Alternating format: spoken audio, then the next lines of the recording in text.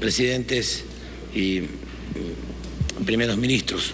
Quiero expresar en primer lugar un saludo cordial del presidente Rafael Correa, que por razones muy especiales no pudo en esta ocasión asistir, pero está totalmente comprometido con Venezuela, solidario con Venezuela en este momento, y lo ha hecho a través de varias declaraciones y de intervenciones como presidente pro tempore de CELAC y también como presidente del Ecuador. Mientras el gobierno estadounidense habla de la existencia de un problema en Venezuela, los presidentes del ALBA se han reunido aquí para decir que el problema no es el pueblo ni el gobierno de Venezuela. El problema, la amenaza, el riesgo para la paz y la democracia en América Latina y el Caribe lo constituye la política imperialista e injerencista del gobierno de los Estados Unidos. El problema no es Venezuela, el problema es Estados Unidos. Al emitir el decreto ejecutivo seguramente pensaron: podemos cometer este atropello impunemente, podemos agredir y castigar sin contemplaciones y sin consecuencias. Qué poco conoce el imperio a nuestros pueblos. Con acciones como estas, el gobierno de los Estados Unidos sigue demostrando que es cautivo de su propia historia. Sigue enseñando su política intervencionista en un momento para nuestra región en que no existe otro camino que el de la soberanía, la dignidad y la libertad. Ya conocemos a dónde nos lleva ese camino de los decretos, como ha venido sucediendo en las últimas décadas en Cuba, en Brasil, en Bolivia, en Argentina, en Chile, en Grenada, en Nicaragua, en El Salvador, en Panamá, en República Dominicana, pensando en América Latina, pero en Serbia, en Irak, en Libia. Ese señalamiento de parte de Washington y la propaganda vertida por los medios de comunicación de la oligarquía son la antesala de la intervención, incluso de la invasión militar. El ilegal decreto ejecutivo del 9 de enero, declarando a Venezuela como amenaza extraordinaria e inusual, se produce justo antes de la celebración de una de las cumbres de las Américas más importantes de la historia, porque allí participará la hermana República de Cuba, la isla de la dignidad, victoriosa tras 5 décadas de resistencia frente al acoso y el bloqueo de los Estados Unidos. Una ébola de esperanza recorrió el continente y el mundo cuando a principios de enero se conoció el inicio de las conversaciones entre Cuba y Estados Unidos. Pero los últimos acontecimientos respecto de Venezuela nos ratifican en la creencia manifestada por el compañero presidente Raúl Castro en la cumbre de la CELAC en San José, de que el gobierno de los Estados Unidos no ha cambiado de objetivo. De que el gobierno de los Estados Unidos no ha cambiado de objetivo, que es derrocar al gobierno de la Revolución Cubana, sino que ha cambiado solamente de táctica. Y ese mismo objetivo es el que persiguen con sus acciones agresivas e injerencistas en Venezuela. Queridos compañeros, los voceros de los Estados Unidos, el propio decreto ejecutivo, los traidores agazapados tras los micrófonos y las computadoras, no se cansan de repetir el mismo mantra: el gobierno de Venezuela atenta contra los derechos humanos. Y esa es también una de las justificaciones para las sanciones famosas. Pero ¿qué nos puede enseñar Estados Unidos sobre derechos humanos? El país desde el cual se cometen asesinatos extrajudiciales selectivos de forma sistemática, que son llamados daños colaterales de víctimas civiles. El país del bloqueo criminal de 5 décadas contra Cuba. El que aplica la pena de muerte, la cadena perpetua a niños y adolescentes. El que trasladó en vuelos secretos a prisioneros de guerra y los encerró sin ningún tipo de respeto al debido proceso, en una base militar de Guantánamo, un territorio que pertenece a otro país. El que miente y mintió descaradamente para justificar sus intervenciones militares contra gobiernos y países adversarios. El que ha estado y está detrás de cada conspiración contra nuestros pueblos. El que ha promovido la represión y ha tenido como aliados estratégicos y ha instalado dictaduras en nuestros países. El país que ha convertido a la tortura en táctica ilegal y habitual de combate, como lo reconoce el propio Senado estadounidense.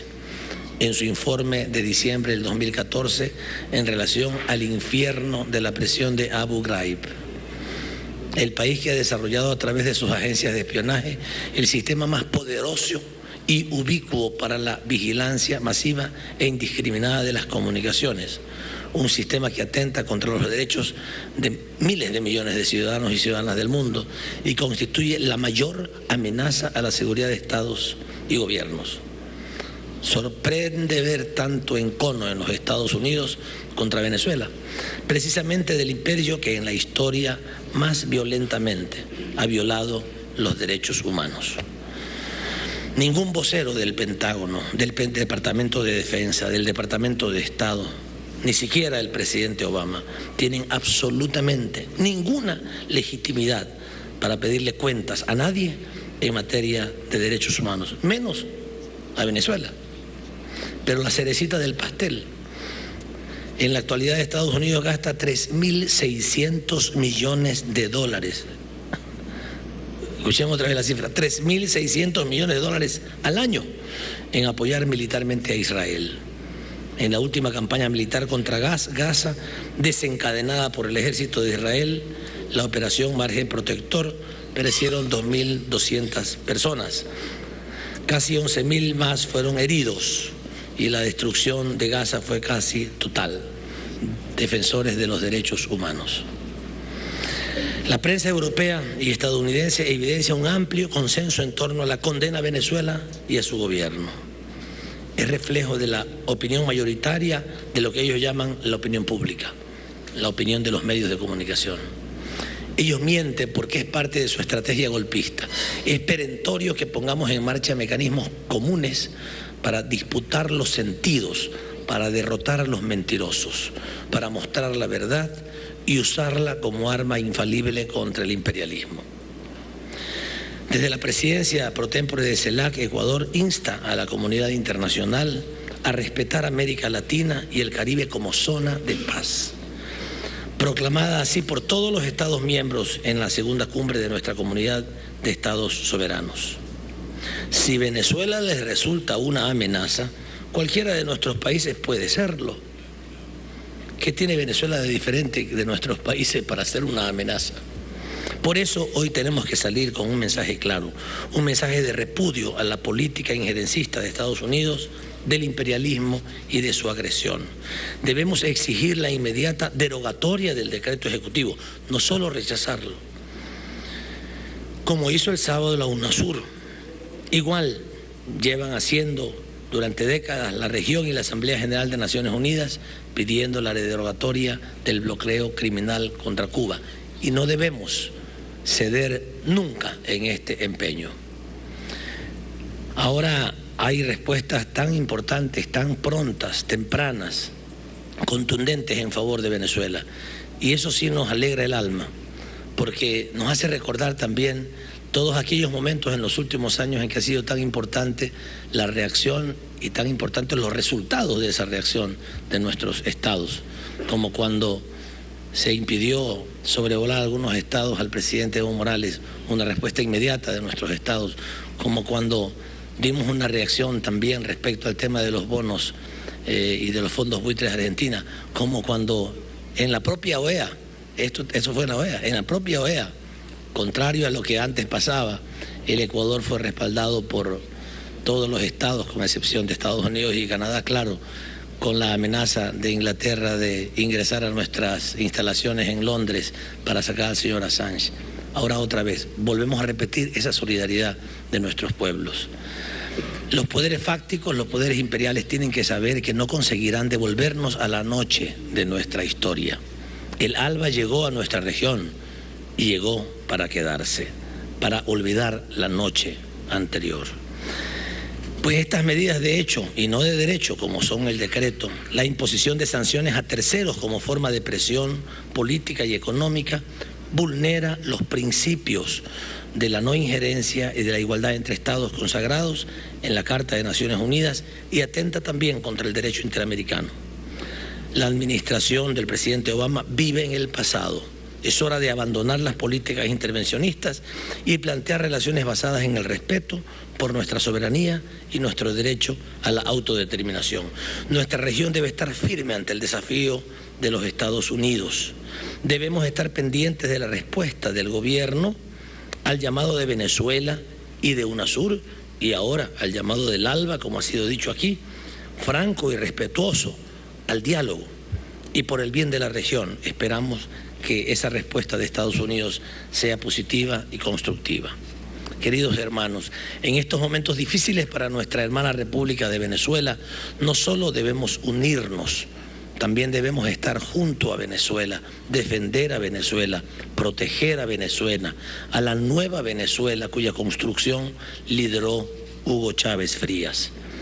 Hugo Chávez, que fue para el Ecuador y para todos nosotros un hermano, un compañero, un verdadero amigo, y por eso tenemos que ahora traer su memoria, su legado a nosotros. Con su proyecto político profundamente democrático, Hugo Chávez construyó para su pueblo una patria con maneras de campesino, audacia de militar, visión de estadista y alegría de guerrillero.